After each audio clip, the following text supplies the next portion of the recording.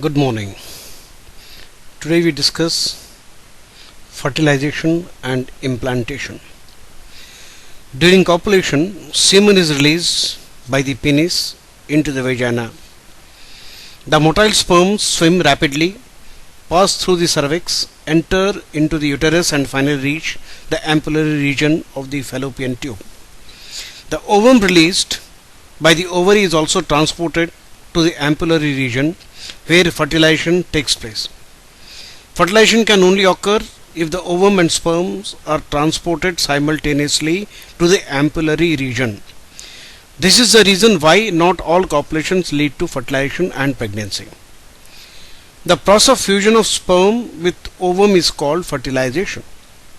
During fertilization, a sperm comes in contact with the zona pellucida layer of the ovum and induces changes in the membrane that block the entry of additional sperms.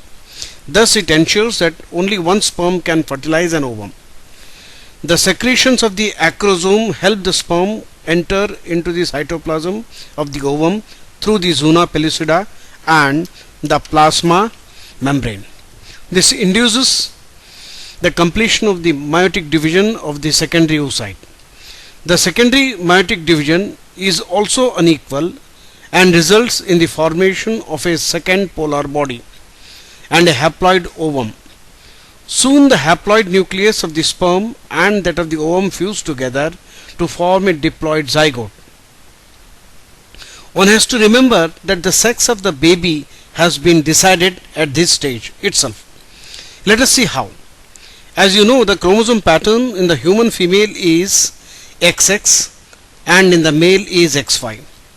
Therefore, all the haploid gametes produced by the female have the sex chromosome X, whereas in the male gametes, that is sperms, the sex chromosome could be either X or Y. Hence, 50% of the sperm carry the X chromosome while other 50% carry the Y chromosome.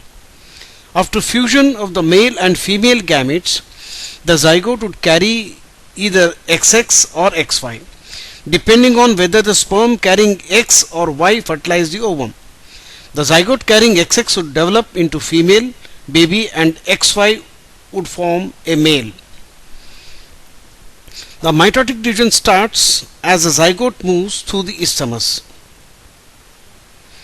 of the oviduct called cleavage towards the uterus and forms 2, 4, 8, 16 daughter cells called blastomeres.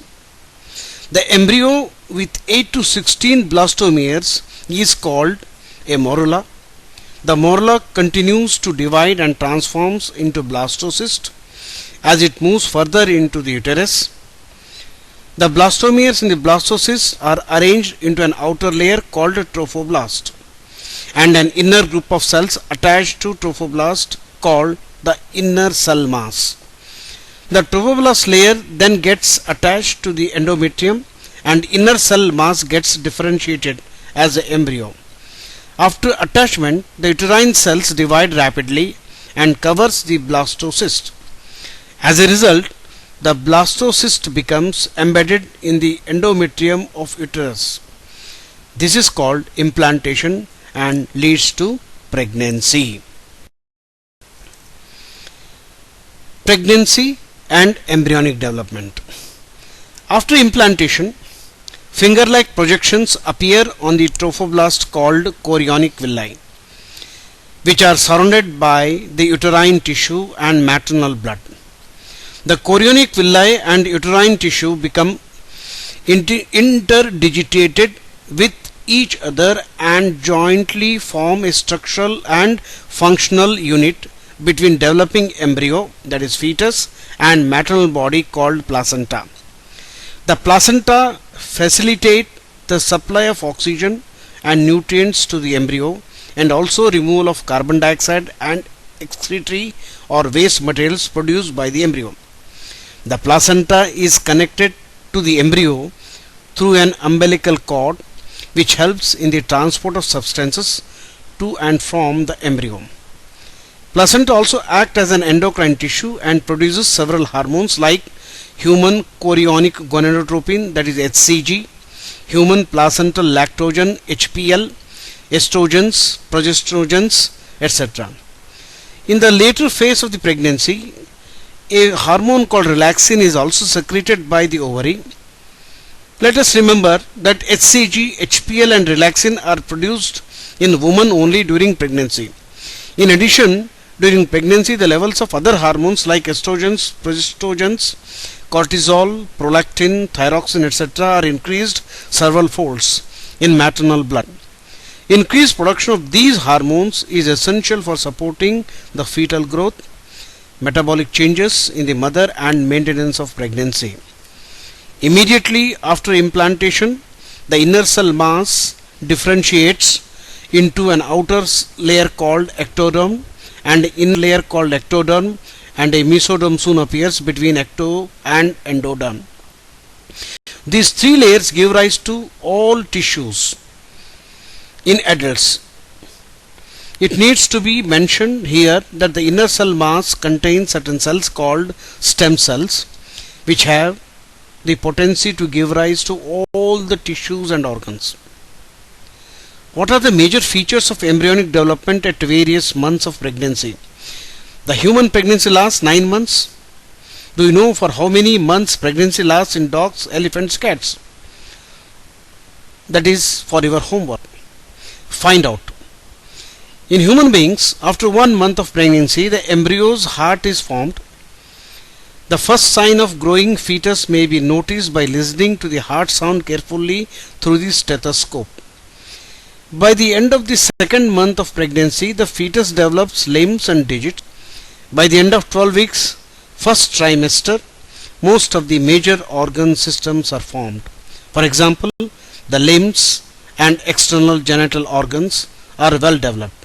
The first movement of fetus and appearance of hair on the head are usually observed during 5th month. At the end of about 24 weeks, the body is covered with fine hair, eyelids separate and eyelashes are formed. By the end of 9 months of pregnancy, the fetus is fully developed and is ready for delivery. Now we discuss with parturition and lactation. The average duration of human pregnancy is about 9 months, which is called the gestation period. Vigorous concentration of uterus at the exit of pregnancy causes expulsion or delivery of the fetus. This process of delivery of fetus is called parturition. Parturition is induced by complex neuroendocrine mechanism. The signals for parturition originate from the fully developed fetus and the placenta, which induce mild uterine contractions called fetal ejection reflex. This triggers release of oxytocin from maternal pituitary. Oxytocin acts on the uterine muscles and causes stronger uterine contractions, which in turn stimulates further secretion of oxytocin. The stimulatory reflex between the uterine contraction and oxytocin secretion continues, resulting in stronger and stronger contraction.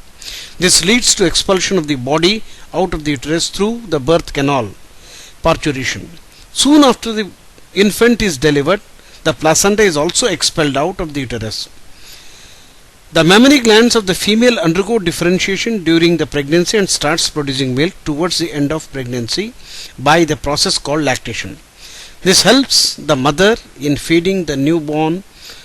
The milk produced during the initial few days of lactation is called colostrum, which contains several antibodies absolutely essential to develop resistance for the newborn babies. Breastfeeding during the initial period of infant growth is recommended by the doctors for bringing up a healthy baby. Thank you.